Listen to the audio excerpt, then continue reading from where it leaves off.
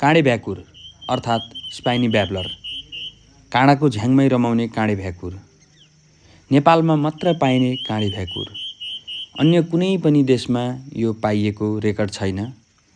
नेपालमा 900 भन्दा माथि 903 प्रजातिका चराहरू पाइन्छन्।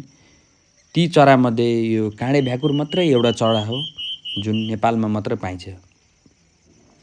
खैरो खैरो रङको, गालाको छेउछाउमा सेतो भएको यो काँडे भ्याकुर काँडाको झ्याङभित्रै रमाएर बस्छ।